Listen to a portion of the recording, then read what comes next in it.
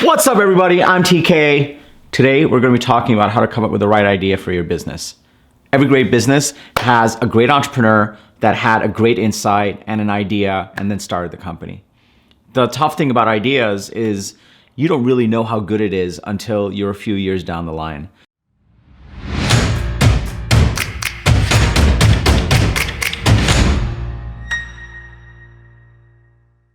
Ideas come from all kinds of places. Ideas can come while you're in the shower. It could come while you're driving to work. It could come on an idle Sunday when you're just sitting around with friends, or it could come from really, really detailed market analysis with spreadsheets.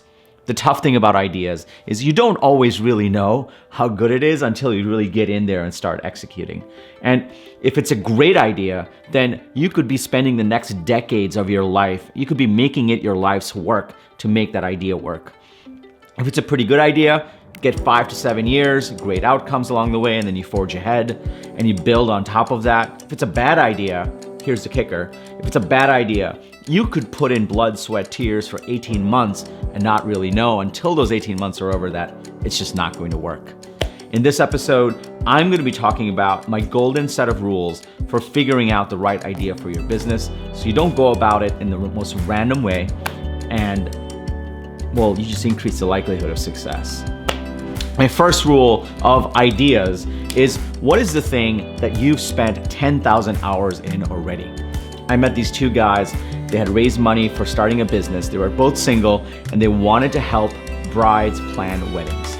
Neither of them had been married. They've never been in the wedding industry, not even a vendor, and they wanted to get into this space. The reality is, as much passion as they could have, as smart as they could be at learning new things, they just didn't have the 10,000 hours. They didn't know the people. They didn't know the ins and outs of that industry to actually win in that space. And so I always ask entrepreneurs when they're thinking about their ideas, what is the thing that you've already gotten 10,000 hours of knowledge in? You know people in, you know the industry, you know the ins and outs. There is a caveat here. Now, there's always room for someone smart to approach an industry with a beginner's mind and disrupt it.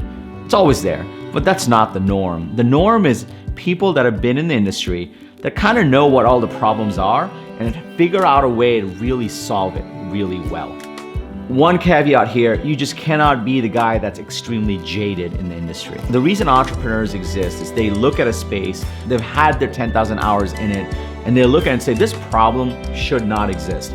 And I bet I can go and solve that problem and I can charge more for it, and I know the people that would buy it. Those end up being the best entrepreneurs because they come from a beginner's mind in a space they already have 10,000 hours of knowledge in, and then they go and attack that idea. My second golden rule, what is the thing that you're willing to spend the next 10 years of your life on? Now, you could have spent, say you have 10,000 hours of knowledge in the construction industry, but you tell yourself that you realize the reason you want to get into entrepreneurship, the reason you want to make a change in your life is because you don't want to be in the construction industry anymore. So just having the 10,000 hours doesn't mean you have to be in that space. You also have to ask yourself, are you in it enough? When you're an entrepreneur, when a good idea, I'm talking about a good idea or a great idea, is working well, there's still going to be ups and downs. And in those dark moments, you still gotta love the space that you're in, otherwise you won't be able to make it. So much of an idea, no matter how great it is still execution. And unless you're in love with it, unless you're passionate about it, and really wanna go after it, if you fall out of love with it, it's just not gonna happen. And so the second thing that I always get entrepreneurs to think about is, what is the thing that you're willing to spend the next 10 years of your life working on? Because guess what? If the company is even remotely successful, you're gonna be spending 5 to 7 years on it. If it's wildly successful, you're going to be spending decades on it. So you better be sure to figure out, maybe it's not the 10,000 hours you spent in your main job. Maybe you had a hobby on the side. Maybe you're into art or cooking, or you're into gaming. And that's the 10,000 hours that you spent on the side. That's what you want to capitalize on and go solve problems around, because those are just as good candidates, because you know one of those things you're going to be super passionate about and want to spend the next 10 years of your life on. And then comes the third thing. The third golden rule is, how much money do you want your business to generate?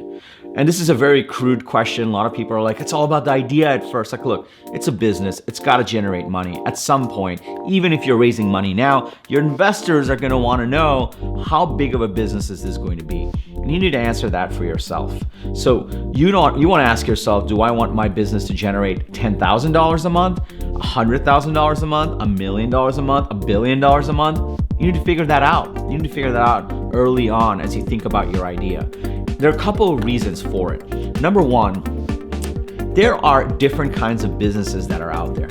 I live in San Francisco, and as soon as the word entrepreneurship comes up, everyone assumes you're creating a high-scale, venture-backed business, and it's going to grow really fast. The reality is, if you go and travel the world, there are businesses everywhere. There are all kinds of businesses. There's consulting businesses, service businesses, there are software businesses, there's brick and mortar businesses, and guess what? They all make money. They're all profitable.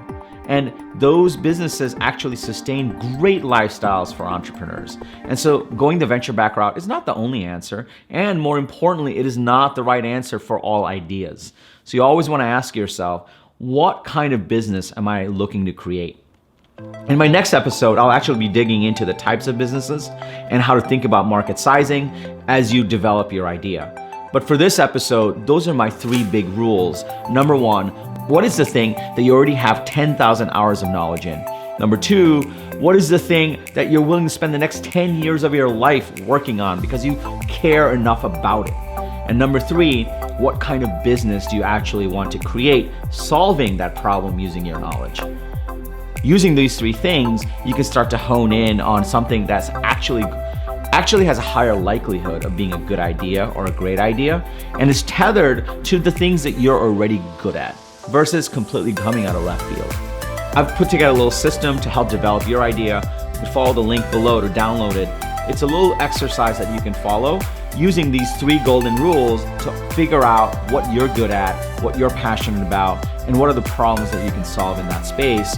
And then in the next episode, make sure you hit subscribe. I'll be showing you a system to figure out how to actually choose the right type of business to go execute your idea on. I'm TK, you're watching Unstoppable. In this channel, I talk about starting businesses, growing businesses, and also becoming the best version of yourself. Make sure you subscribe and hit the like button if you enjoyed this, share it with your friends, and follow the link below to subscribe to our mailing list so you get notified every single time we post an episode, which is usually every week. Thanks for watching. Until next time, I'm TK.